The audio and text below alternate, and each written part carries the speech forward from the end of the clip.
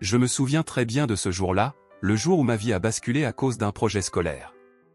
J'étais assise à mon bureau, entourée de livres, en train de réviser pour mes examens lorsque le directeur a frappé à la porte.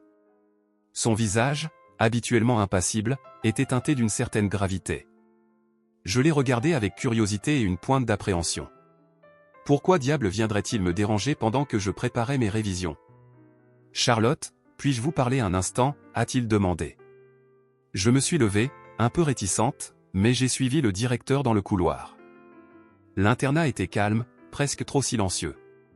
Je pouvais entendre le bruit de mes pas résonner sur le sol en bois.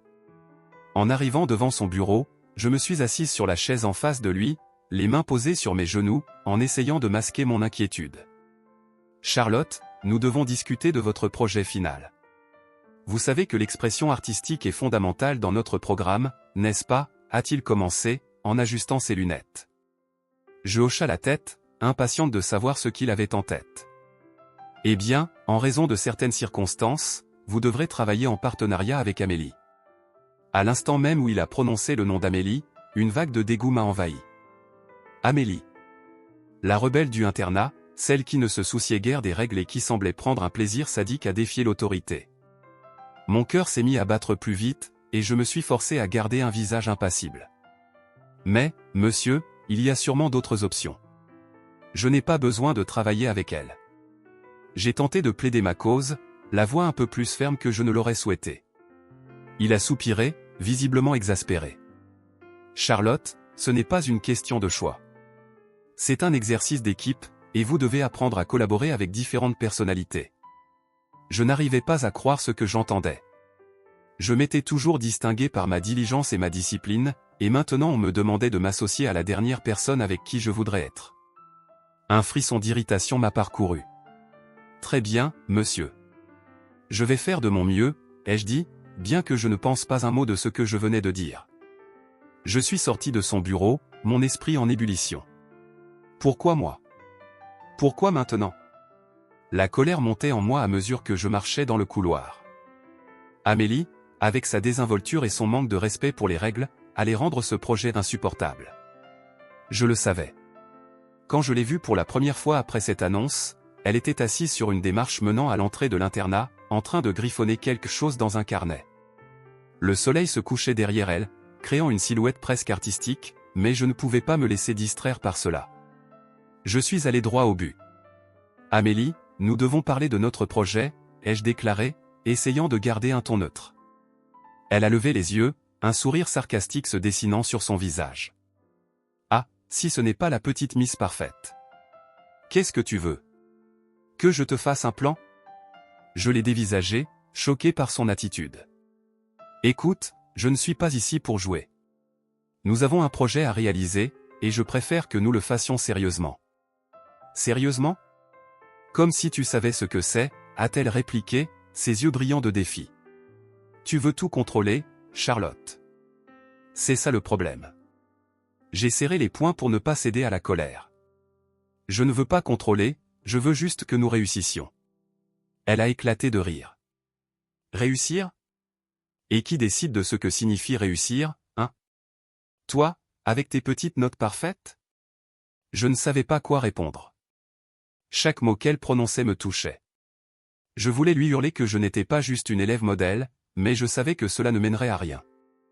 Nous avons continué à échanger des répliques acerbes, nos regards se défiant l'un l'autre. C'était presque comique, si je n'avais pas été si frustré. Finalement, nous avons convenu d'une première réunion pour discuter du projet. En entrant dans la salle de classe, l'atmosphère était tendue. Je pouvais sentir l'électricité dans l'air. Je me suis assise à ma place, le regard fixé sur le tableau, tandis qu'Amélie s'installait à l'opposé de la table. « Alors, quel est le thème que tu souhaites aborder ?» ai-je demandé, tentant de garder un semblant de calme. « Je ne sais pas, qu'est-ce que tu proposes ?» a-t-elle répondu, en se renversant sur sa chaise, un air de défi sur le visage. J'ai pris une profonde inspiration. Pourquoi ne pas parler des pressions auxquelles nous sommes confrontés en tant qu'élèves? Elle a froncé les sourcils, comme si j'avais dit quelque chose de scandaleux. Oh, comme c'est original! Et ensuite, on va faire un joli collage sur nos petites vies ennuyeuses. Ce n'est pas ennuyeux, c'est réel. Je sentais ma patience s'effriter. Tu ne comprends pas, Amélie. Les gens autour de nous attendent de nous que nous soyons parfaits. Peut-être que c'est justement ça le problème, Charlotte. Toujours essayer de plaire à tout le monde. Mon cœur battait la chamade. Je ne comprenais pas pourquoi elle ne pouvait pas voir à quel point c'était important de se conformer à certaines attentes. Je voulais crier, ce n'est pas juste une question de plaire, c'est une question de survie dans cet internat. Après une série de répliques cinglantes, la réunion s'est transformée en une véritable dispute. Nous avons abordé des sujets de plus en plus personnels, chacun essayant de toucher l'autre. Finalement, à bout de nerfs, j'ai décidé de quitter la salle, suivi par Amélie. Nous étions toutes deux en colère, chacune des mots de l'autre résonnant dans nos têtes. « Je ne peux pas croire que je doive travailler avec toi », ai-je murmuré en sortant, la frustration palpable dans ma voix. « Et moi, je ne peux pas croire que je dois travailler avec une élève modèle comme toi », a-t-elle répliqué, avant de s'éloigner. Je suis rentré dans ma chambre, le cœur lourd. La journée n'avait pas du tout été ce que j'avais imaginé. Je savais que je devais faire face à cette réalité, mais je ne savais pas comment. Comment pouvais-je travailler avec quelqu'un qui semblait se moquer de tout ce que je tenais pour important? Je me suis assise sur mon lit, réfléchissant à ce qui m'attendait. La pression de devoir collaborer avec Amélie me pesait, mais en même temps, une petite voix en moi me disait que peut-être, juste peut-être, il y avait quelque chose d'intéressant à découvrir derrière cette façade de rébellion. Mais pour l'instant, je ne pouvais que m'inquiéter de l'avenir de notre projet. Je me souviens parfaitement de ce jour-là, le moment où tout a commencé à changer. Assise sur ma chaise, les mains moites, j'attendais dans le bureau du directeur, le cœur battant la chamade. Je savais que j'allais recevoir des nouvelles qui allaient bouleverser ma routine bien rodée. Le directeur, avec son air sérieux et un soupçon de bienveillance, a finalement prononcé les mots qui allaient transformer mes semaines à venir. « Charlotte, tu vas devoir travailler sur un projet en partenariat avec Amélie. » À cet instant, une vague de désespoir m'a submergé. Amélie. La rebelle du pensionnat, celle qui semblait vivre pour défier les règles. J'ai senti un frisson de dédain s'immiscer dans mon regard. Comment diable pouvais-je être associé à elle? Je ne pouvais même pas imaginer le chaos qui allait suivre. Quand je suis sorti du bureau, j'étais encore en colère. Amélie allait sûrement sauter de joie à l'idée de travailler avec moi, mais je n'arrivais pas à voir cela d'un bon œil. Et c'est exactement ce qui s'est passé lorsque je l'ai croisée dans le couloir. Elle était là, avec son sourire sarcastique, comme si elle avait déjà gagné. « Alors, Charlotte, prête à te laisser entraîner dans mon monde ?» J'ai rétorqué, la voix ferme, « Je ne te laisserai pas tout gâcher. Nous avons un projet à réaliser. » Les premières rencontres ont été un véritable champ de bataille. Nos échanges étaient ponctués de remarques acérées et de regards chargés de mépris. Je ne pouvais pas croire que je devais partager mon temps et mes efforts avec quelqu'un qui semblait se moquer des règles et de l'ordre. « Pourquoi ne peux-tu pas simplement te détendre un peu ?» me disait-elle, l'air moqueur. « Arrête d'essayer de tout contrôler, Charlotte. » Alors que nous essayions de mettre nos idées sur la table, la tension montait inévitablement.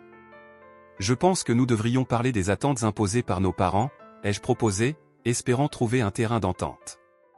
Mais Amélie a répliqué avec une désinvolture déconcertante, « Oh, mais bien sûr, parlons des attentes.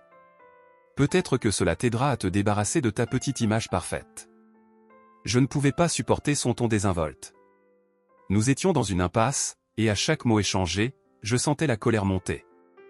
Lors de notre première réunion, je suis sorti de la pièce, les dents serrées, l'esprit plein de frustration. Je ne comprenais pas comment une personne pouvait être à ce point en désaccord avec moi sur des choses si simples. En marchant dans les couloirs, je me suis rendu compte que je ne connaissais rien d'Amélie. Tout ce que je voyais était une façade de rébellion, mais derrière cela, que cachait-elle? C'est alors que je l'ai vue dans le réfectoire, isolée des autres. Comme une ombre dans un coin, elle semblait perdue dans ses pensées. Je ne sais pas ce qui m'a poussé à me lever et à la suivre, mais l'intrigue a pris le dessus. Quand je l'ai retrouvée, elle était assise à une table, un petit carnet devant elle, en train de dessiner.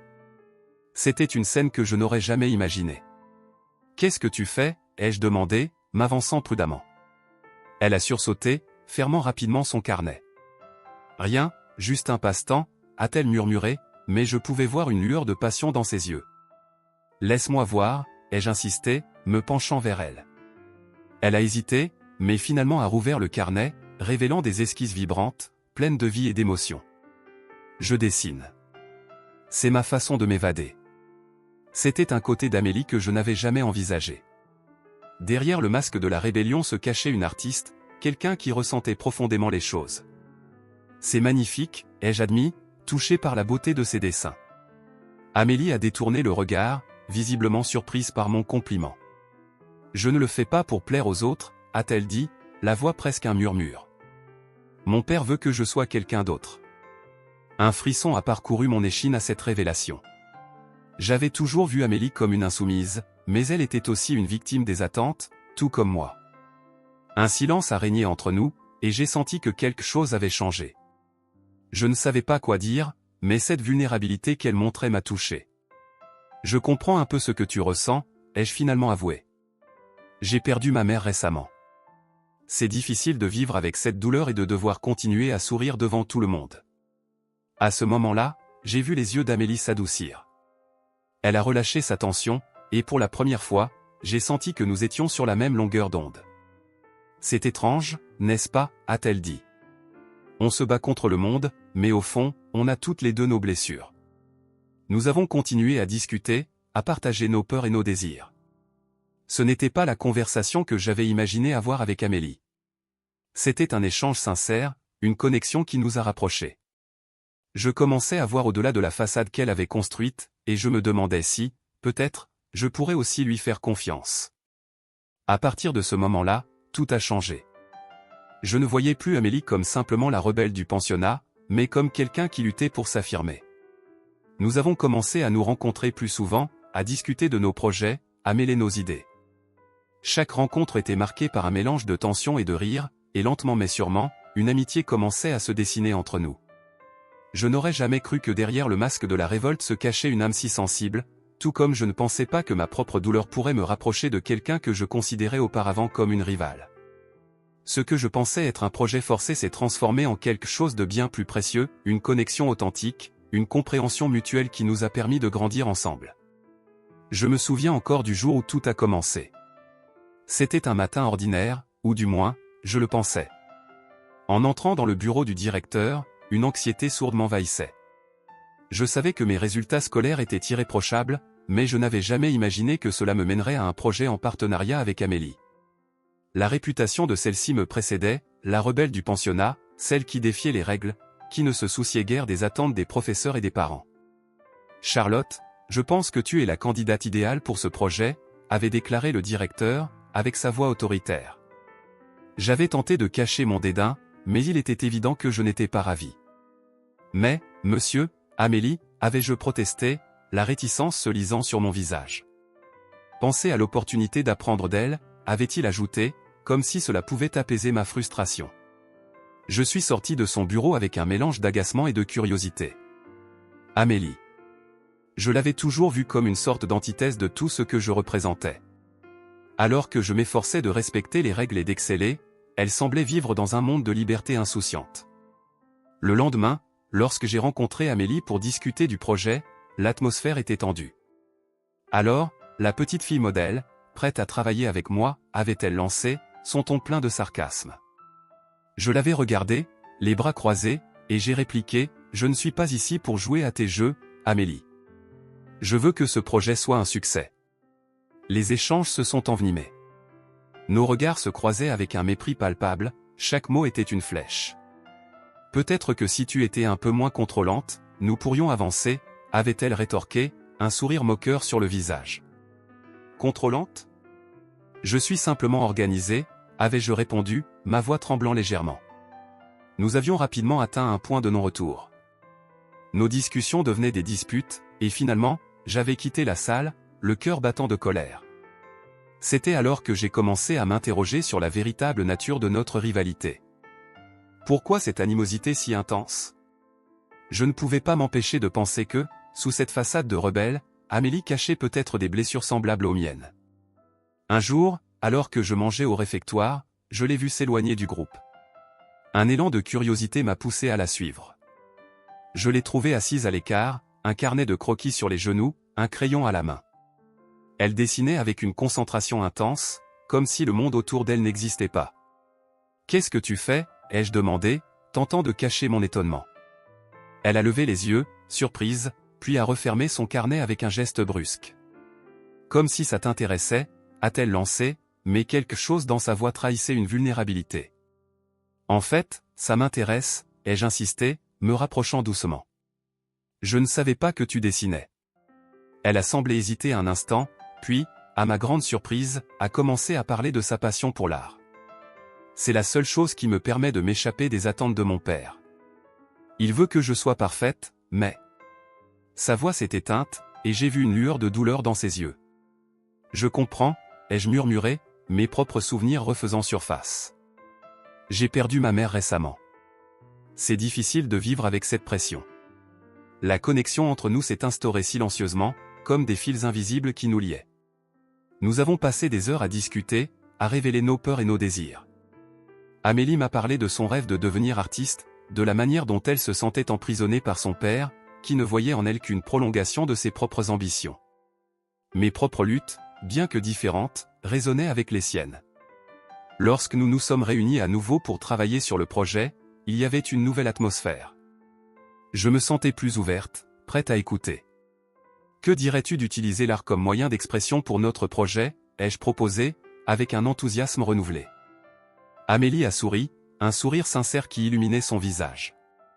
J'aime cette idée, a-t-elle répondu, et j'ai senti une vague de soulagement et de joie. Nous avons commencé à discuter des thèmes que nous pourrions aborder, de la pression que nous ressentions, des attentes qui pesaient sur nous. Amélie a partagé ses idées, et j'ai été surprise par sa créativité. Nous avons décidé de créer une fresque murale qui représenterait nos vies, nos luttes et nos rêves. Chaque coup de pinceau était comme une libération, un moyen de canaliser nos émotions. Les jours qui ont suivi ont été remplis de rires et de confidences. Nous avons passé des heures à peindre, à discuter de nos aspirations, à rêver de ce que nous pourrions devenir. Je n'aurais jamais cru que nous pourrions devenir amis. Cette rivalité qui m'avait si longtemps obsédé semblait maintenant insignifiante en comparaison de la connexion que nous avions développée. Pour la première fois, je voyais Amélie non pas comme une rebelle, mais comme une artiste passionnée, quelqu'un qui luttait contre ses propres démons. Je me suis surprise à vouloir la protéger, à vouloir lui montrer qu'elle n'était pas seule dans cette bataille. Mais, alors que notre amitié fleurissait, je ne pouvais ignorer la pression extérieure. Mes amis commençaient à remarquer le changement en moi, et je savais que cela allait susciter des questions. J'avais peur de ce que mes amis pourraient penser, peur qu'elles me jugent pour m'être associé à Amélie. « Pourquoi passes-tu tant de temps avec elle » m'a demandé l'une de mes amies, un jour, avec un regard sceptique. Je me suis senti prise au piège, déchirée entre le besoin de justifier ma nouvelle amitié et la réalité de ce que j'avais découvert sur moi-même. Tout cela m'a fait réaliser que notre projet n'était pas seulement une fresque murale. C'était un symbole de notre lutte pour la liberté, pour être qui nous sommes vraiment, malgré la pression du monde autour de nous. Et alors que la fresque commençait à prendre forme, je savais que ce n'était que le début d'une transformation plus profonde, tant pour Amélie que pour moi. Je me souviens du jour où tout a commencé. Le directeur avait convoqué Charlotte, la première de la classe, à son bureau. Elle était assise, droite comme un i, les mains posées sur ses genoux, tandis que son regard trahissait une indignation palpable. Le directeur, un homme austère, lui annonça que, pour le projet de fin d'année, elle devrait faire équipe avec Amélie, la rebelle du pensionnat. Charlotte ne put s'empêcher de lever les yeux au ciel, son dédain évident. « C'est une blague » pensa-t-elle. Comment pouvait-on lui demander de travailler avec quelqu'un qui semblait tout faire pour briser les règles? Amélie, lorsqu'elle a pris la décision, ne put s'empêcher de sourire avec sarcasme. « Alors, Charlotte, prête à perdre un peu de ton contrôle? Je suis sûr que ce projet te fera du bien. » Son ton était piquant, et Charlotte sentit une irritation brûlante se réveiller en elle. « Je ne suis pas ici pour jouer, Amélie. J'ai des attentes à respecter, rétorqua-t-elle, ses mots tranchants comme des lames. Leurs regards se croisèrent, pleins de mépris et de défi. C'était le début d'une rivalité que personne n'aurait pu anticiper. Lors de leur première réunion, le ton était à la confrontation. Assise dans une salle de classe vide, l'atmosphère était lourde de tension. Charlotte proposa un sujet sérieux, mais Amélie, avec son esprit libre, rejeta l'idée d'un revers de main. « Et si on faisait quelque chose de créatif, quelque chose qui nous parle vraiment » demanda-t-elle, les yeux pétillants de défi. Charlotte, vexée, répliqua « Ce n'est pas une question de créativité, Amélie. C'est une question de sérieux. Nous devons obtenir une bonne note. La discussion devint rapidement houleuse. Tu es tellement ennuyeuse, Charlotte.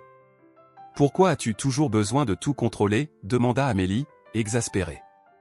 Charlotte, en colère, rétorqua, et toi, pourquoi dois-tu toujours tout détruire? Tu ne comprends rien aux responsabilités. Les mots fusèrent, et finalement, elles se levèrent, chacune plus irritée que jamais, sans avoir trouvé un terrain d'entente. Mais quelque chose changea en moi le jour où je vis Amélie s'éloigner du groupe. Je me souviens d'avoir ressenti une étrange curiosité. Dans le réfectoire, alors que mes amis riaient et parlaient de choses futiles, je ne pouvais m'empêcher de penser à Amélie. Intrigué, je décidai de la suivre. Elle se dirigea vers le jardin, un coin isolé où elle pourrait être seule. Quand je l'aperçus, elle était assise sur un banc, un carnet à croquis sur les genoux, un crayon à la main. C'était un côté d'elle que je n'avais jamais vu. Elle dessinait avec une telle passion que je ne pus m'empêcher de l'observer. Lorsque je me révélai, elle sursauta et ferma rapidement son carnet. « Qu'est-ce que tu veux, Charlotte » demanda-t-elle, méfiante. Je m'approchai doucement, intrigué. « Je voulais juste voir ce que tu faisais » dis-je, hésitante. Elle me lança un regard inquiet, puis, lentement, elle rouvrit son carnet. « C'est juste des gribouillis » murmura-t-elle, mais je pouvais voir que c'était bien plus que cela. « Ce n'est pas juste des gribouillis » lui dis-je, sincèrement. « C'est beau. » Surpris, elle leva les yeux vers moi. « Tu ne comprends pas. Mon père pense que je devrais me concentrer sur mes études, pas sur l'art. » Je ressentis une vague de compréhension. Amélie, la rebelle, cachait une vulnérabilité que je n'avais jamais imaginée. Moi aussi, j'ai des attentes à respecter, lui confiai-je, ma voix se brisant légèrement. J'ai perdu ma mère récemment et tout le monde pense que je dois être parfaite. À ce moment-là, quelque chose se brisa entre nous. Amélie m'expliqua sa passion pour l'art, comment il lui permettait d'échapper à la pression de son père. Je veux juste être moi-même, sans avoir à me conformer, dit-elle avec une intensité qui me toucha profondément. Je pouvais voir la douleur dans ses yeux. Il y avait quelque chose d'authentique chez elle, quelque chose que je n'avais jamais perçu. Nous décidâmes de nous retrouver à nouveau pour travailler sur le projet. Cette fois, il y avait une nouvelle dynamique. Et si nous utilisions l'art comme moyen d'expression, proposai-je timidement. Amélie, surprise, me regarda avec un nouveau respect. C'est une bonne idée, Charlotte. Nous commencions à nous comprendre, et nos idées se mêlaient. Amélie apporta des idées créatives, et ensemble, nous commencions à concevoir un mural qui racontait nos histoires. Chaque coup de pinceau était comme un pas vers une amitié que nous n'aurions jamais cru possible. En travaillant ensemble, nous découvrions des rires et des confidences. Une fois, alors que nous ajoutions des couleurs vives au mural, Amélie éclata de rire en me taquinant sur ma façon d'appliquer la peinture. « Tu es trop sérieuse, Charlotte ? Détends-toi un peu. » Je ne pouvais pas m'empêcher de sourire. Nos amis, en voyant notre transformation, commencèrent à se questionner. « Charlotte, pourquoi tu traînes avec Amélie ? Elle est différente, dit l'une d'elles, avec un ton désapprobateur. Je me sentais déchiré. D'un côté, il y avait mes amis, qui représentaient une partie de moi, et de l'autre, il y avait Amélie, qui m'avait ouvert les yeux sur une vie plus authentique. Peut-être que différent n'est pas si mal, répliquai-je, ma voix ferme. Cela surprit mes amis, qui ne savaient pas comment réagir. Un jour, en travaillant sur le mural dans le jardin, un groupe de filles s'approcha de nous. Elles avaient l'air intriguées par notre projet. « Qu'est-ce que vous faites » demanda l'une d'elles.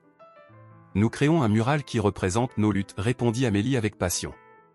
À ma grande surprise, elles se joignirent à nous, partageant leurs propres histoires de pression et d'attente. C'était comme si une vague d'empathie avait envahi notre petit groupe. Avec le temps, le mural devint un symbole de solidarité. Les filles qui se sentaient également étouffées par les normes du pensionnat commencèrent à se rassembler autour de nous. Nous devrions faire un mouvement, proposai-je un jour, l'excitation dans la voix. Amélie, enjouée, acquiesça. Oui. Nous pouvons encourager toutes les filles à s'exprimer. C'était incroyable de voir comment notre amitié avait évolué.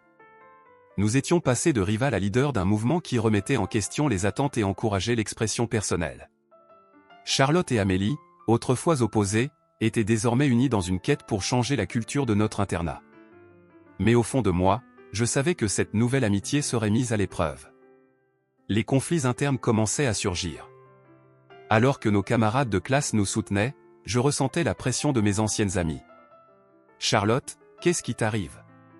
Pourquoi tu ne nous parles plus ?» me questionna une de mes amies, la déception dans sa voix. Je savais que je devais être honnête, mais c'était difficile. Amélie, quant à elle, faisait face à ses propres démons. Son père, apprenant qu'elle passait du temps avec moi, ne manqua pas de la réprimander. « Tu dois te concentrer sur tes études, Amélie. Amie ou pas, ça ne t'aidera pas. » La peur dans sa voix était palpable, et je sentais que les choses devenaient plus compliquées. En dépit de notre unité, la pression extérieure pesait lourdement sur nos épaules. Un matin, alors que nous travaillions sur le mural, Amélie éclata. « Je ne peux plus supporter ça, Charlotte. Mon père ne comprend pas qui je suis. » Elle était en larmes, et cela me déchira le cœur. Je voulais la soutenir, mais je savais aussi que cela pourrait avoir des conséquences graves pour elle. « Amélie, je suis là pour toi. Mais, que feras-tu si cela continue ?» Elle essuya ses larmes. « Je ne peux plus vivre dans l'ombre des attentes des autres. Je veux être libre. » Nous réfléchîmes à ce que cela signifierait. La route serait semée d'embûches, mais nous étions prêtes à nous battre pour notre amitié et pour nous-mêmes. Je me souviens du moment où tout a commencé, ce fameux jour où j'ai été appelé dans le bureau du directeur.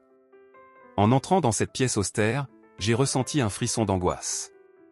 Le directeur, avec son air sérieux, m'a annoncé que je devais travailler sur un projet avec Amélie.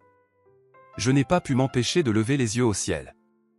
Amélie, la rebelle du pensionnat, connue pour son attitude provocatrice et son mépris des règles.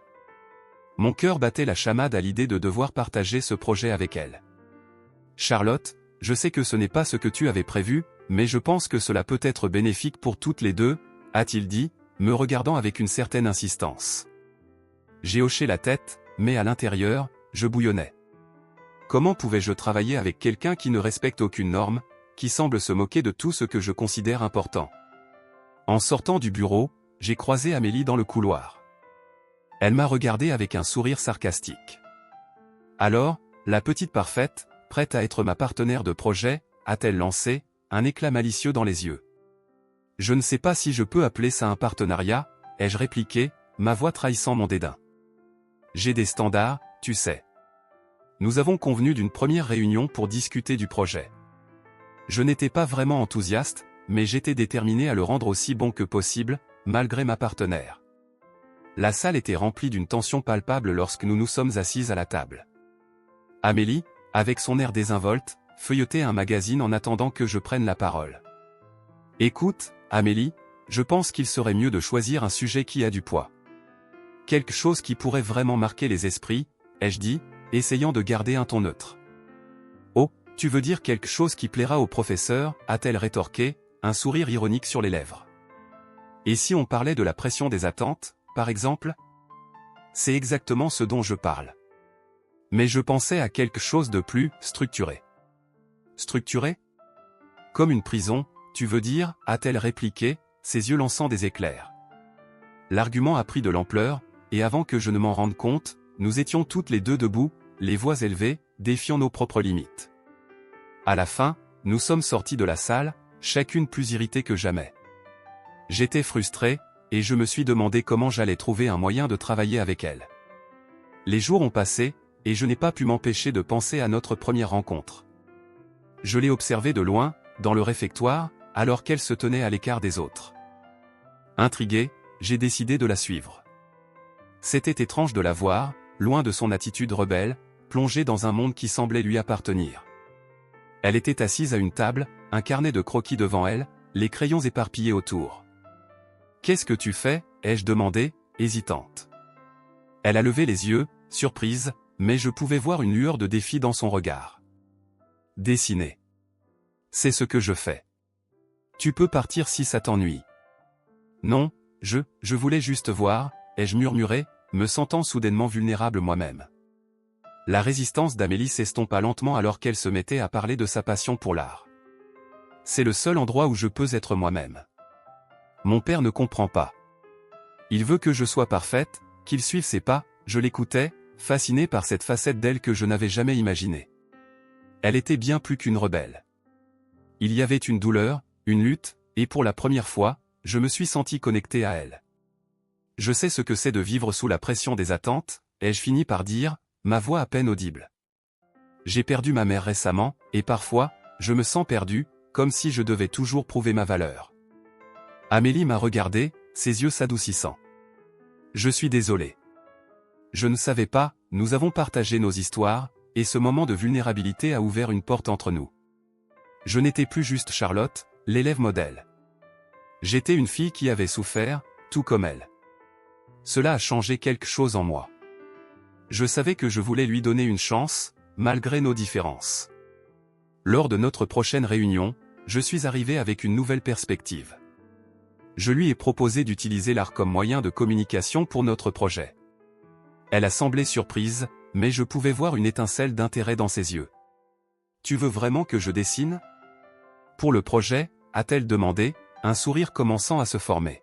« Oui, je pense que cela pourrait être puissant », ai-je répondu, sentant mon cœur s'accélérer d'excitation. Nous pourrions créer un mural qui représente nos luttes, nos rêves. Et c'est ainsi que notre collaboration a pris un tournant. Amélie a commencé à partager ses idées créatives, et ensemble, nous avons commencé à travailler sur le mural. Nous avons ri, échangé des confidences, et je pouvais sentir une amitié naissante entre nous. C'était un sentiment que je n'avais jamais ressenti auparavant, une camaraderie qui transcende nos rivalités passées. Cependant, même si notre lien se renforçait, la pression extérieure pesait toujours sur nos épaules. Mes amis commençaient à remarquer mon changement d'attitude. Un jour, l'une d'elles, Clara, s'est approchée de moi avec un regard inquiet. « Charlotte, tu ne traînes pas vraiment avec Amélie, n'est-ce pas ?» a-t-elle demandé, la voix teintée de désapprobation. « Pourquoi pas ? Elle n'est pas si terrible, ai-je répondu, essayant de garder mon calme. Elle est différente. Tu sais comment elle est. Mais j'ai commencé à remettre en question mes propres préjugés. Amélie n'était pas juste une rebelle, elle était plus complexe que cela. J'ai réalisé que je ne voulais pas me laisser influencer par les opinions des autres. Je voulais être fidèle à moi-même, et cela incluait mon amitié avec Amélie. Pendant ce temps, Amélie faisait face à ses propres batailles. Son père, de plus en plus inquiet de son comportement, a commencé à la confronter. Je l'ai entendu parler de lui, la rage et la peur mêlées dans sa voix. « Il pense que je suis une déception », a-t-elle confessé un soir, la tête entre les mains. Je ne sais pas comment lui faire comprendre que je ne peux pas vivre selon ses attentes. « Tu n'as pas à le faire », ai-je murmuré, posant une main réconfortante sur son épaule. « Tu dois vivre ta propre vie. » Mais malgré mes paroles d'encouragement, je ressentais une angoisse grandissante. Je savais que son père n'hésiterait pas à la menacer pour la remettre dans le droit chemin. La peur de perdre cette amitié, de perdre Amélie à cause de ses choix, me rongeait. Un jour, alors que nous travaillions sur notre mural, Amélie s'est arrêtée, son visage blême. « Je ne peux pas continuer, Charlotte. Mon père va me détruire si je continue à faire ça, » a-t-elle dit, sa voix tremblante. « Amélie, écoute-moi, » ai-je répondu rapidement. Nous avons fait un chemin incroyable ensemble. Ne laisse pas la peur te contrôler. Elle a hoché la tête, mais je pouvais voir qu'elle était dévastée. J'ai voulu lui dire que j'étais là pour elle, que nous étions ensemble dans cette lutte. Mais la vérité était que la pression que je ressentais de mes amis et de l'école me faisait douter. Allais-je vraiment soutenir Amélie si cela signifiait me mettre en danger? Alors que les jours passaient, je me suis retrouvé prise entre deux mondes. D'un côté, il y avait Amélie, qui représentait la liberté et l'authenticité. De l'autre, mes amis, qui attendaient de moi que je reste dans les limites de ce qui était acceptable. J'étais tiraillé, et cela me pesait de plus en plus lourdement. Je me tenais devant le miroir, ajustant ma blouse blanche, une boule d'angoisse dans le ventre. Aujourd'hui, c'était le jour de la présentation de notre projet. Un projet que je n'aurais jamais cru possible, surtout avec quelqu'un comme Amélie. Elle était si différente de moi, si rebelle, si imprévisible. Mais au fil des semaines, j'avais découvert des facettes d'elle que je n'aurais jamais imaginées. Une artiste passionnée, une fille qui se battait pour sa voix dans un monde qui lui imposait des silences. « Charlotte, tu es prête ?» m'a demandé ma camarade de classe, Émilie, en entrant dans ma chambre. Son ton était léger, mais je pouvais sentir l'inquiétude sous-jacente. Je pense que oui. J'espère juste que tout se passera bien, répondis-je, en essayant de masquer ma nervosité. Elle m'a donné un sourire encourageant. Tu vas assurer. Tu es toujours la meilleure. Je savais que je devais jouer le rôle de la fille parfaite, celle qui ne déçoit jamais. Mais aujourd'hui, une partie de moi voulait simplement être là pour Amélie. Je voulais qu'elle se sente soutenue, qu'elle sache qu'elle n'était pas seule. En nous rendant toutes les deux au grand auditorium, je pouvais sentir l'excitation dans l'air. D'autres élèves circulaient, murmuraient, et je pouvais voir des visages familiers, mais je cherchais Amélie. Quand je l'ai aperçue, elle était assise sur une chaise, les bras croisés, un air de défi sur le visage. « Tu es prête ?» demandai-je, en m'approchant d'elle. « Prête à faire exploser ce lieu ?» répondit-elle avec un sourire qui avait quelque chose de provocateur. Un frisson d'excitation parcourut mon échine. Elle avait cette capacité à transformer la peur en adrénaline. Je sentais une chaleur montante au fond de moi, une envie de montrer à tout le monde qui nous étions vraiment. « Alors, on y va ?» proposai-je, tendant ma main pour l'encourager à se lever. Elle prit ma main et se leva, un sourire complice sur le visage. Ensemble, nous marchions vers la scène, déterminés à faire entendre nos voix. Une fois sur scène, je remarquai la salle remplie d'élèves, de professeurs, et même du directeur. La tension était palpable. Amélie et moi avons échangé un regard, et je pouvais voir qu'elle était nerveuse. Je pris une profonde inspiration et, avec une voix claire, je commençai à parler. Bonjour à tous. Nous sommes ici pour vous présenter notre projet qui parle de nos vies, de nos luttes, et de la pression que nous ressentons face aux attentes. Je jetai un coup d'œil vers Amélie, qui hocha la tête, prête à enchaîner. Pour nous, l'art est un moyen d'expression, poursuivit-elle. C'est un cri de liberté. Elle se tourna vers le mur derrière nous, où notre mural était exposé. C'était une explosion de couleurs, une représentation de nos craintes, de nos espoirs et de nos rêves. Je voyais déjà quelques élèves se pencher en avant, intrigués. Ce mur raconte nos histoires, dis-je, me sentant de plus en plus à l'aise. Chaque couleur, chaque forme a une signification. Amélie prit la parole, sa voix tremblante mais déterminée. J'ai dessiné ces images pour montrer que, malgré nos différences, nous partageons tous des luttes similaires. Un murmure parcourut l'auditorium. Je pouvais voir quelques visages se tendre, tandis que d'autres prenaient des notes. Quand j'ai commencé à dessiner, je pensais que je n'avais pas le droit de le faire, que c'était juste un passe-temps. Mais j'ai compris que c'était ma façon de me libérer des attentes des autres. Je pouvais sentir le silence s'installer, les élèves écoutaient attentivement. Et moi aussi, j'ai perdu quelqu'un de cher, ajoutai-je, ma voix se brisant légèrement. Ma mère. Elle était tout pour moi.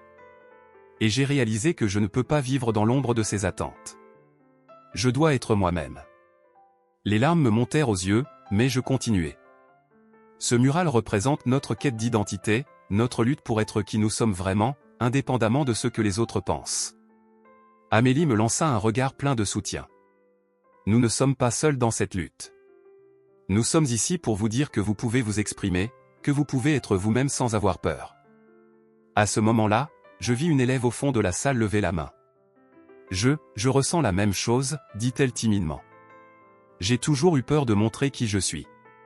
Un souffle d'encouragement parcourut la salle. Amélie et moi échangions des sourires, notre message semblait toucher les cœurs. Exactement, répondit Amélie avec passion.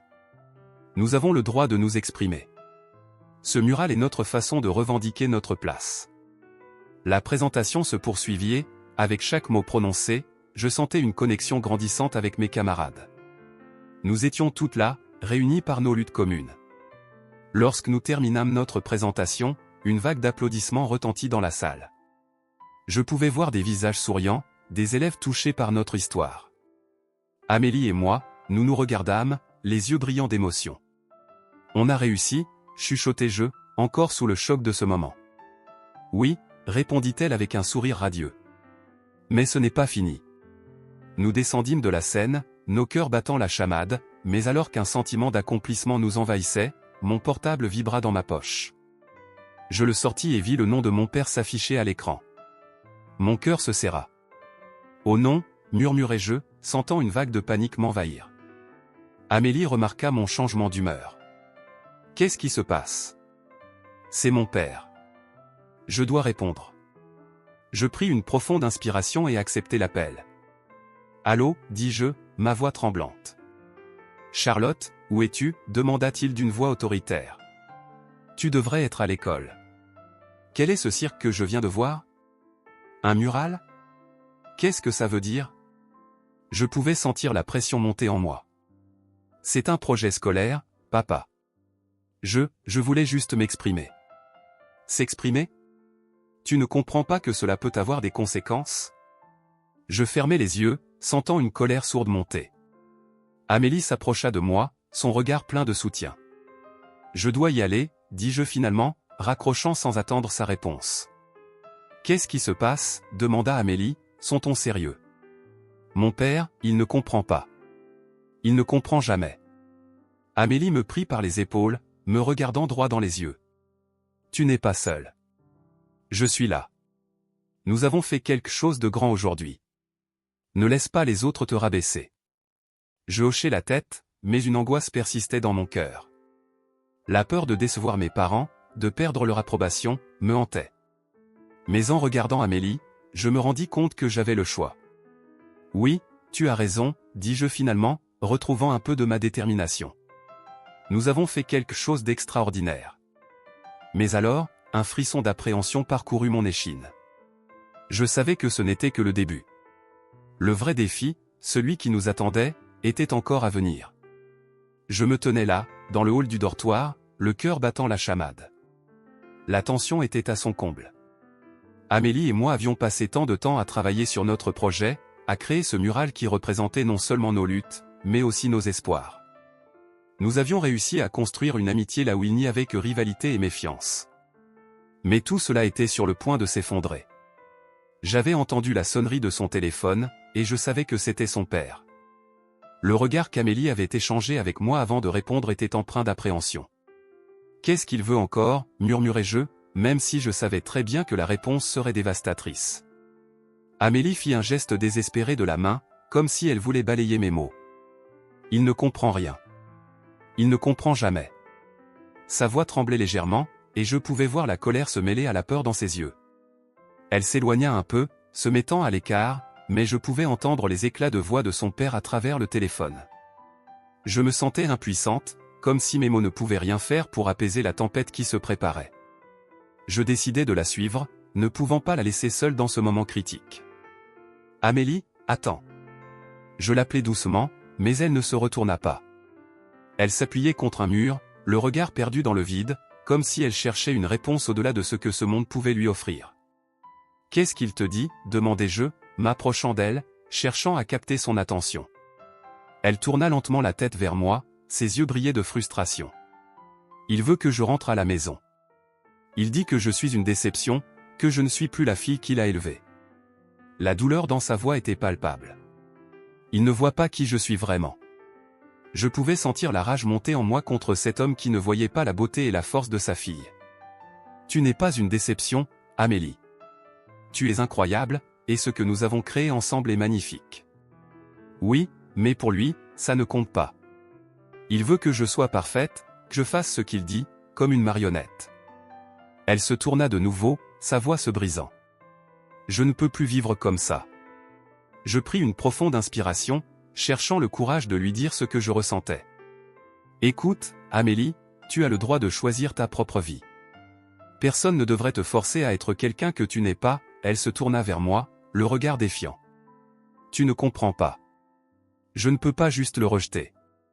C'est mon père. Mais tu dois penser à toi aussi. » M'écriai-je, ma voix emplie d'émotion. « Tu as des rêves, des passions.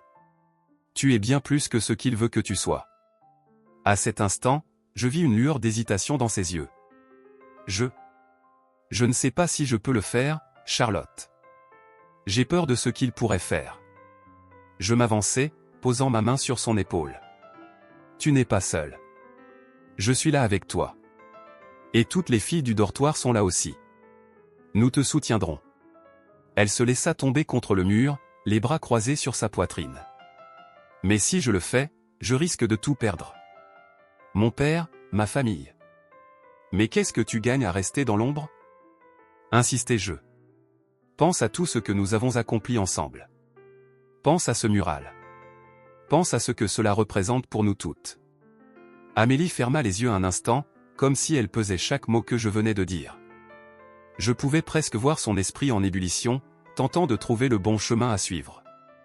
Et si je lui disais que je ne rentrerais pas? Murmura-t-elle finalement, sa voix à peine audible. Je pense que c'est ce que tu dois faire. Mais tu dois le faire avec force. Tu as une voix, et elle mérite d'être entendue.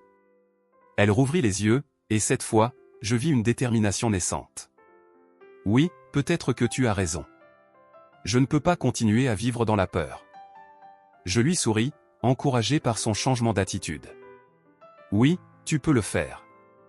Et je serai là à chaque étape. Nous nous dirigeâmes vers le bureau du directeur, où son père nous attendait. Chaque pas semblait résonner comme un tambour dans ma poitrine. Amélie marchait à mes côtés, le regard fixé droit devant elle, une lueur de courage dans ses yeux. Lorsqu'on entra dans le bureau, l'atmosphère était chargée de tension. Son père était là, les bras croisés, l'expression sévère. Il ne semblait pas du tout heureux de nous voir ensemble. « Amélie, qu'est-ce que tu fais ici avec elle ?» demanda-t-il, sa voix tranchante comme une lame. « Je suis ici pour parler, père. » Sa voix était ferme, mais je pouvais déceler une légère tremblement. « Parler ? De quoi ? De ta rébellion ? Tu devrais être à la maison, à te préparer pour l'avenir que j'ai prévu pour toi. Je ne veux pas de cet avenir. Je veux décider de ma propre vie. » Sa voix se renforçait à chaque mot. « Tu te fourres dans un pétrin, ma fille. Tu as besoin de revenir à la réalité. » Il faisait un pas en avant, menaçant. Je m'avançai, ne pouvant pas rester en retrait. « Monsieur, Amélie a le droit de choisir. Elle n'est pas un projet que vous pouvez façonner à votre guise. » Il se tourna vers moi, les yeux écarquillés de surprise et de colère. « Qui es-tu pour parler de ma fille comme ça ? Je suis son ami. Et je la soutiendrai dans tout ce qu'elle décide. » Je sentais la chaleur de la colère me monter à la tête, mais je restais calme. Elle a des talents, des rêves. Vous ne pouvez pas la forcer à être quelqu'un qu'elle n'est pas. Amélie me regarda, une lueur d'admiration dans ses yeux. Oui, père. Je ne peux plus vivre dans votre ombre. J'ai besoin de trouver ma propre voie. La réaction de son père était explosive. Tu es ingrate. Après tout ce que j'ai fait pour toi, c'est comme ça que tu me remercies? Je ne te remercie pas pour quelque chose qui me détruit. Je veux être libre d'être qui je suis. Amélie se tenait là, droite, et pour la première fois, je voyais une force en elle qui m'avait toujours manqué. Tu ne sais pas ce que tu fais, Amélie. Tu te mets en danger. Son père s'écria, la voix pleine de désespoir. Je préfère prendre le risque que de vivre une vie qui ne m'appartient pas. Elle était en colère, mais il y avait aussi une détermination dans ses paroles. Le silence s'installa, lourd de tension. Amélie et son père se faisaient face, et je pouvais sentir l'énergie dans la pièce. Puis, son père, réalisant peut-être que son autorité était en train de s'effriter, se mit à parler d'une manière plus douce. « Je veux juste que tu sois heureuse, mais pas à mes dépens. » Amélie coupa la parole, le regard brûlant. « Je veux que tu acceptes qui je suis. » Le regard de son père changea légèrement, comme s'il commençait à comprendre. « Je ne sais pas si je peux.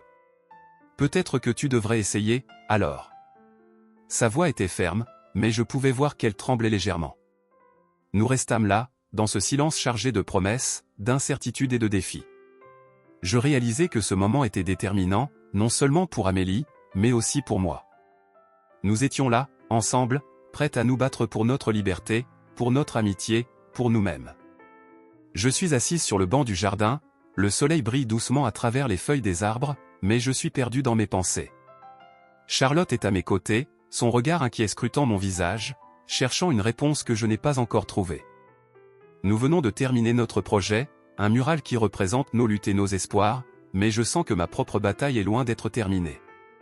Je suis sur le point de prendre une décision qui pourrait changer le cours de ma vie, mais je suis paralysé par la peur. Amélie, tu sais que je suis là pour toi, n'est-ce pas? Charlotte brise le silence, sa voix douce et réconfortante. Je tourne la tête vers elle, mes yeux sans but. Je n'ai jamais été très doué pour exprimer mes émotions, mais dans le regard de Charlotte, je vois une compréhension profonde. Elle sait que je me bats avec quelque chose de bien plus grand que notre projet. Je ne sais pas quoi faire, Charlotte. Mon père, il ne comprendra jamais. Il ne voit que ce qu'il veut voir, je murmure, ma voix se brisant légèrement. Je me souviens de sa colère, de ses attentes, de cette pression constante qui pèse sur mes épaules. Je suis fatigué de jouer le rôle de la fille parfaite. Mais tu n'es pas obligé de vivre selon ses attentes, répond Charlotte, avec une détermination qui me touche. Tu as le droit de choisir ta propre voie. Je secoue la tête, une boule de frustration se formant dans ma gorge. Mais je risque de tout perdre. Ma famille, mon avenir. Je fronce les sourcils, cherchant les mots justes. Je suis censé être la fille modèle, la fille qui réussit. Charlotte prend une profonde inspiration, puis elle dit doucement, « Et si être la fille modèle ne te rend pas heureuse? Ne te laisse pas emprisonner par les attentes des autres. Ta vie t'appartient. » Ces mots résonnent en moi, mais je me sens toujours tiraillé entre mes désirs et les exigences de mon père. Je regarde le jardin autour de nous, les fleurs éclatantes et les arbres majestueux. C'est un endroit où je me sens libre, loin des jugements et des attentes. Mais cette liberté semble si fragile, si éphémère. Charlotte, je ne sais pas si je peux le faire. Je suis si effrayé. Je suis là, Amélie. Quoi qu'il arrive, je te soutiendrai, me rassure-t-elle, plaçant une main sur la mienne. Son contact me réchauffe, mais je suis toujours en proie à mes doutes. Je me lève brusquement, marchant nerveusement d'un bout à l'autre du jardin. Que ferais-tu, à ma place? Je m'arrête et la regarde droit dans les yeux. Son regard est franc, sans jugement. Je prendrai le risque. Je choisirai ma propre voie, même si cela signifie affronter mes peurs. La vie est trop courte pour vivre avec des regrets, répond-elle avec conviction. Ces mots résonnent en moi, mais je me sens encore paralysé. Je me remémore les conversations avec mon père, ses attentes démesurées et ses rêves pour moi. Il veut que je sois une avocate, comme lui. Il croit que c'est ce qui me rendra heureuse, je dis, ma voix tremblante. Mais je ne sais même pas si c'est ce que je veux. Charlotte acquiesce, son regard compatissant. Tu dois découvrir ce qui te rend vraiment heureuse. Et si cela signifie décevoir ton père, alors c'est un prix à payer pour ta liberté. Je me sens tiraillé entre ma loyauté envers ma famille et mon désir de vivre ma propre vie. Je ne veux pas le blesser, Charlotte. Je ne veux pas être celle qui brise la famille. Mes yeux se remplissent de larmes, et je me sens vulnérable. Tu n'es pas responsable de ses attentes, Amélie. Il doit apprendre à te voir pour qui tu es, pas pour ce qu'il veut que tu sois, dit Charlotte avec une fermeté apaisante. Elle se lève et s'approche de moi, prenant mes mains dans les siennes. Tu es une artiste, une créatrice. Tu as des rêves et des passions qui t'appartiennent. Je ferme les yeux, laissant ces mots s'enrober autour de moi. Je pense à mon carnet de croquis, à la façon dont je me sens vivante quand je dessine. Mais cette passion a toujours été reléguée au second plan, étouffée par les exigences de mon père. Je veux être libre, Charlotte. Mais j'ai peur de ce que cela signifie. La peur est normale, Amélie. Mais parfois, c'est en affrontant nos peurs que nous découvrons notre véritable potentiel. Tu n'es pas seule dans cette lutte. Pense à toutes les filles qui se sentent comme toi, qui aspirent à plus que ce que le monde attend d'elles. Les mots de Charlotte résonnent en moi, éveillant quelque chose que je pensais perdu. Tu as raison. Je ne suis pas seul. Je me rappelle de toutes ces filles qui sont venues se rassembler autour de notre mural, partageant leurs propres histoires et luttes. Nous avons créé quelque chose de beau ensemble, un symbole de notre lutte pour la liberté d'expression. Je vais le faire, Charlotte. Je vais parler à mon père. Je vais lui dire que je ne peux plus vivre comme ça, que je veux être moi-même, dis-je, ma voix tremblant d'émotion mais pleine de détermination. Charlotte sourit, un éclat d'encouragement dans ses yeux. C'est ce que je voulais entendre. Je serai à tes côtés, quoi qu'il arrive. Je sens une vague de gratitude m'envahir. Cette amitié que j'ai développée avec Charlotte a été un phare dans ma tempête intérieure. Merci, Charlotte. Je ne sais pas ce que je ferais sans toi. Elle me prend dans ses bras, et je laisse échapper quelques larmes. C'est comme si un poids énorme se levait de mes épaules. Je réalise que je ne suis pas seul dans cette lutte. J'ai une amie qui croit en moi, qui m'encourage à être fidèle à moi-même. Nous allons le faire ensemble, dit-elle en me relâchant. Et peu importe ce que ton père dira, tu as le droit de choisir ta propre voie. Je hoche la tête, ressentant un nouvel élan de courage. Oui, je vais lui dire. Je vais lui montrer qui je suis vraiment. Je prends une profonde inspiration, déterminé à affronter mes démons. Nous nous asseyons à nouveau sur le banc, le soleil se couchant lentement à l'horizon. Je regarde Charlotte, une nouvelle détermination dans mon regard. Je vais faire ce premier pas. Je vais prendre le contrôle de ma vie. Charlotte sourit, et je sais qu'ensemble, nous avons le pouvoir de changer nos vies. La peur peut toujours être là, mais maintenant, je sais que je peux la surmonter. Je ne suis pas seul dans ce combat. Je me tenais devant la porte du bureau du directeur, le cœur battant à tout rompre. À mes côtés, Amélie avait une expression de défi mêlée à une peur palpable.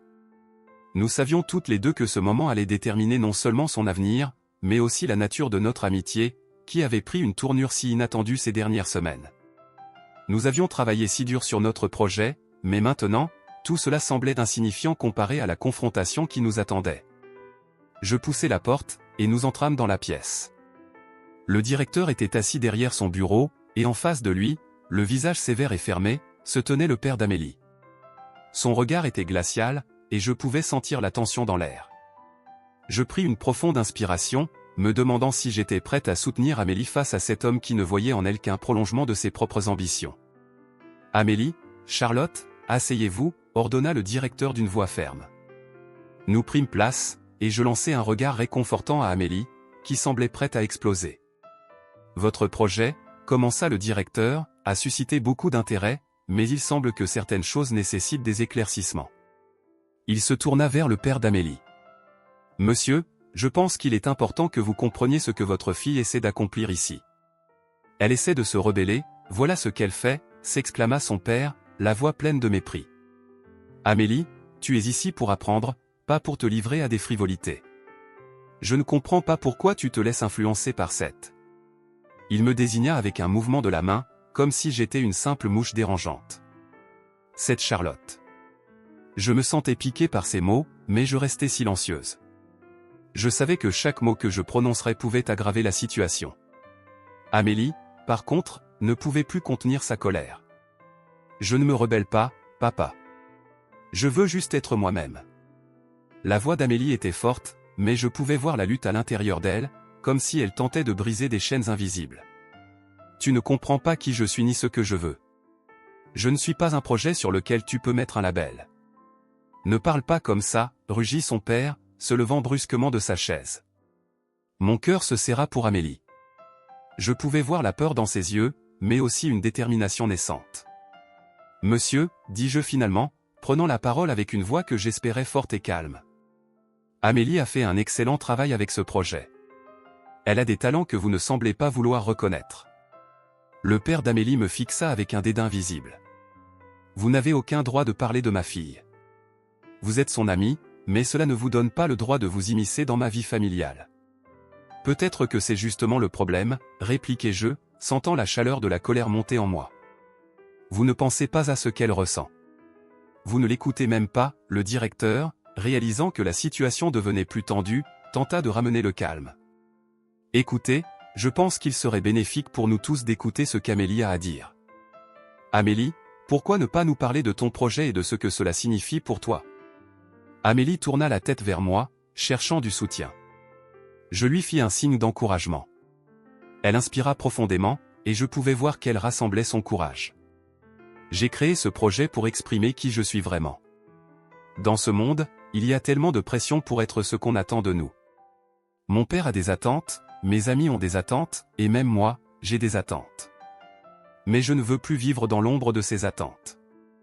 Je veux être libre, libre de choisir mon chemin, sa voix tremblait légèrement, mais elle était ferme.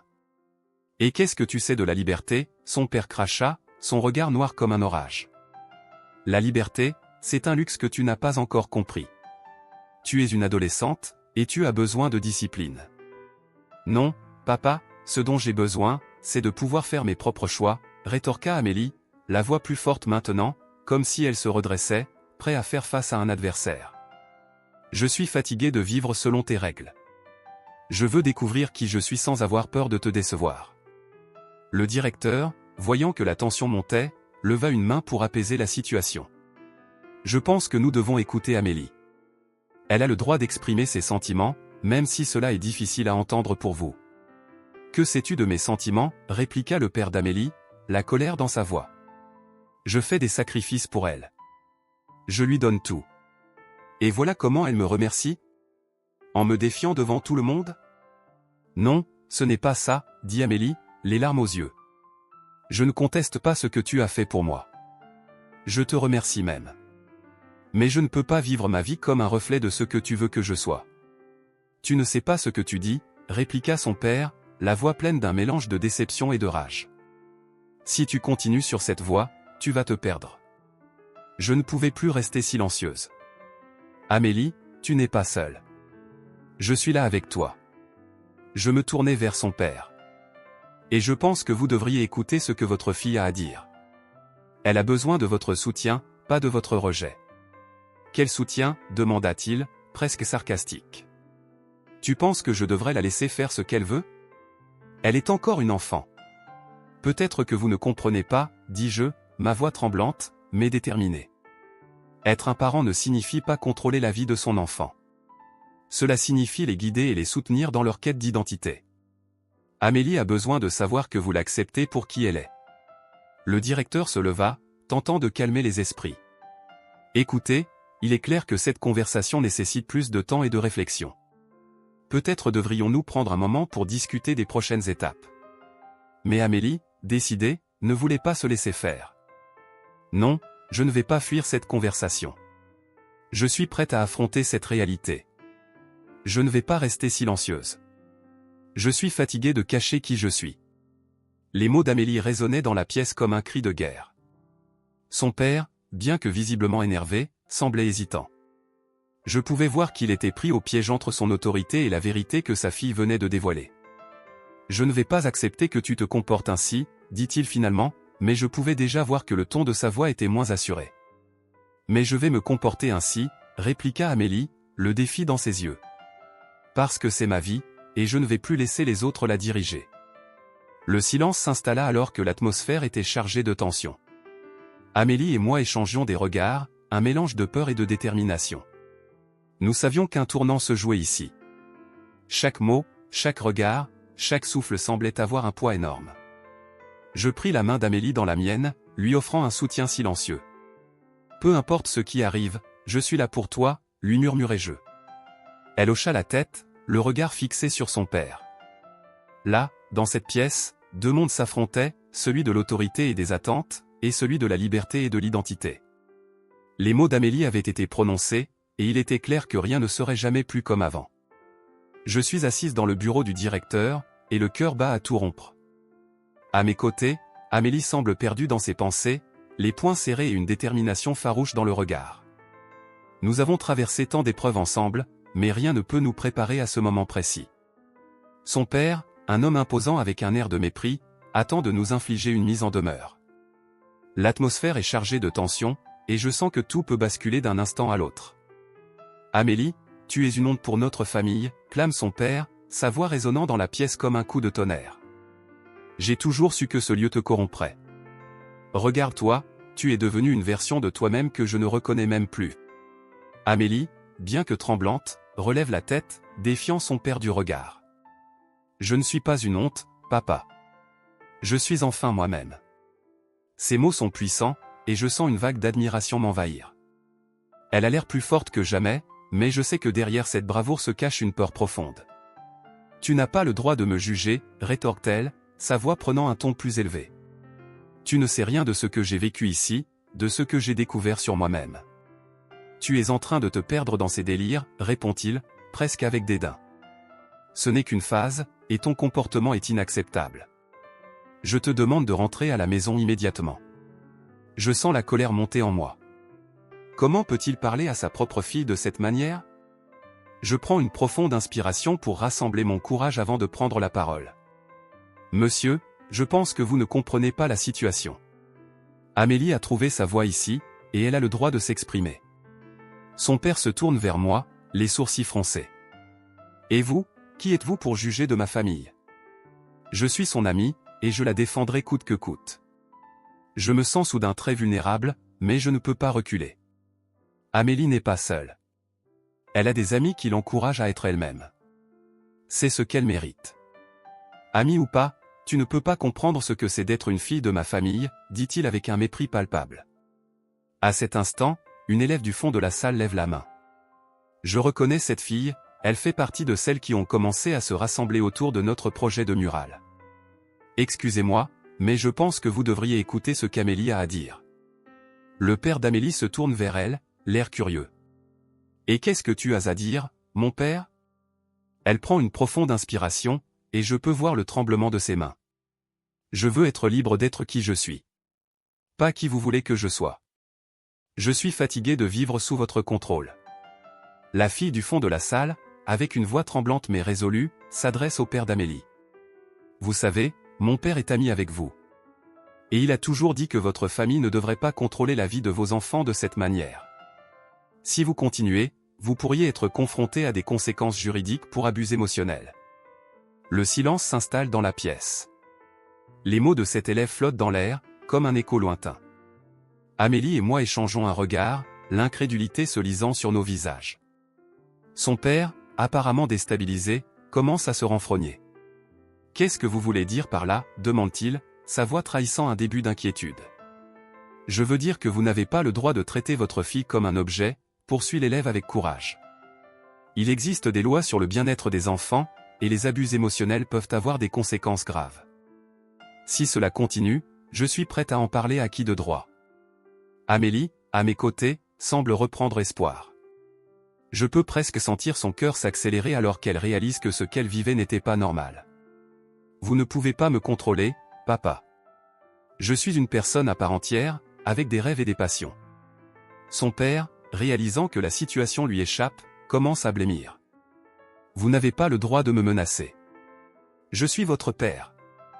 Et je suis votre fille, répond-elle, la voix claire et forte. Il est temps pour vous de comprendre que je ne suis pas la personne que vous avez imaginée. Je suis Amélie, et je suis prête à me battre pour ma liberté. Tout le monde dans la pièce est désormais suspendu à ces mots. Je vois des filles se redresser, des visages se tourner vers le père d'Amélie avec un mélange de défi et de solidarité. La pression monte. Vous devez comprendre, je dis, prenant la parole à nouveau, ma voix forte. Amélie a besoin de votre soutien, pas de votre contrôle. Nous sommes tous ici parce que nous croyons en notre droit à choisir notre propre chemin, vous n'avez même pas idée, commence-t-il, mais je l'interromps. Peut-être pas, mais nous savons ce que nous ressentons. Et nous savons que nous ne sommes pas seuls. Amélie fait un pas en avant, son regard intense et déterminé. Je ne peux plus vivre dans votre ombre. J'ai découvert qui je suis ici, et je ne laisserai personne m'enlever cela. Le père d'Amélie semble hésiter, son visage se durcit alors qu'il regarde autour de lui. Il réalise que le soutien qu'Amélie reçoit dépasse de loin ce qu'il avait imaginé. La tension dans la pièce est palpable, et je sens que nous sommes à un tournant. Vous devez choisir, dis-je, ma voix plus douce mais encore ferme.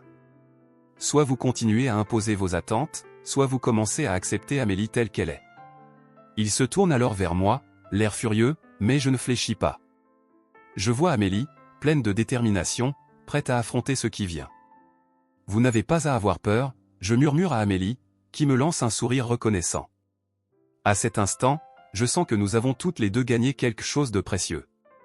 La force de notre amitié nous a portés jusqu'ici, et peu importe ce qui arrivera ensuite, nous sommes prêts à nous battre. L'ultimatum de son père pèse sur nous, mais je sais que la lumière de la vérité et de la liberté brille plus fort que ces menaces. Je ne peux pas croire que vous ayez réussi à transformer ma fille en cette révoltée, dit-il, mais sa voix tremble légèrement. Vous n'avez jamais compris qui elle était vraiment, je réponds. Et maintenant, il est temps que vous le découvriez. La pièce est silencieuse alors que chacun attend la réaction du père d'Amélie. Je sais que tout dépend de lui maintenant. Après quelques secondes qui semblent durer une éternité, il se redresse, son visage marqué par la colère et l'incompréhension. Très bien, Amélie. Je vais vous laisser poursuivre vos rêves. Mais sachez que vous n'êtes pas libre de vos choix. Vous n'oublierez jamais que vous êtes ma fille, et que vous devez toujours respecter votre famille. Amélie acquiesce lentement, un mélange de soulagement et de défi dans ses yeux. Je respecterai ma famille, mais je ne sacrifierai plus mon bonheur pour vos attentes. Et alors que son père tourne les talons pour quitter la pièce, je réalise que nous avons gagné. Nous avons défendu notre droit à la liberté, et Amélie est enfin en route pour devenir la personne qu'elle a toujours voulu être. Alors que nous sortons du bureau du directeur, je prends la main d'Amélie, et ensemble, nous faisons face à l'avenir.